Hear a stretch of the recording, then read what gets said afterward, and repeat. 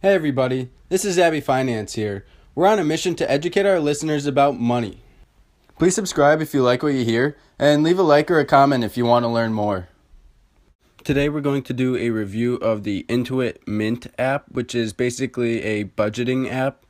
So this is an app that I picked up in the App Store for iOS or Apple devices, and this is something I was just trying out. I wanted to see if it would be effective in helping me manage my budget that I'm setting out. But actually, so far, I've been extremely disappointed with this Intuit Mint app. Basically, all they're able to do is consolidate my checking account with my 2 credit cards, and that's not really difficult math. I could have done that on my own. And what's really disappointing is that they don't have any support for the Robinhood app as an investment account. So the majority of my net worth is actually currently in the Robinhood app because that's where all of my investments are.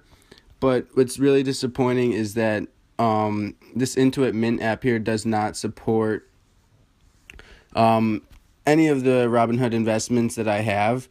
And as a matter of fact, it actually expenses Robinhood investments into this category called Home. And if I were to look at these 3 transactions, Robinhood PC, which I don't know what PC stands for, but obviously my Robinhood investments or deposits into my Robinhood account for $500 every Monday are not home purchases. So it's really disappointing that while it does accurately track food and dining, auto and transport, and a couple other categories here, shopping, I guess, these categories aren't particularly well organized. They're not well laid out. And it's just very disappointing that it doesn't have a good support system for my Robinhood investments. So yeah, beyond that, the cash flow thing is obviously inaccurate because, it's not properly tracking my investments. Talking about bills paid versus bills due, like this is an unclear screen. It doesn't give a clear time frame of when anything is due here.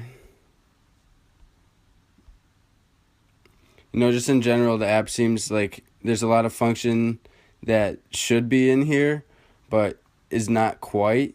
So there's better support for the Bank of America credit card.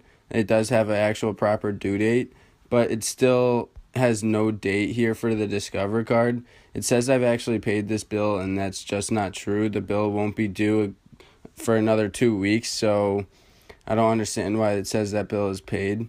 So yeah, overall, I'm pretty disappointed with the Intuit Mint app. It's not a very impressive app. There's a lot of things in here that just don't work well. As I've gotten in the video, the bottom 3 tabs have begun to lag out a little bit. Like it's supposed to say home, notifications, and settings, and it's not even showing that right now. So yeah, I would have to say that Intuit Mint has some work to do.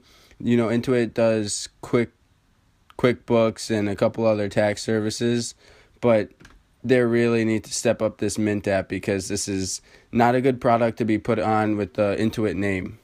So this is Abby Finance doing a quick review here of a budgeting app made by Intuit, and I hope you guys learned something new.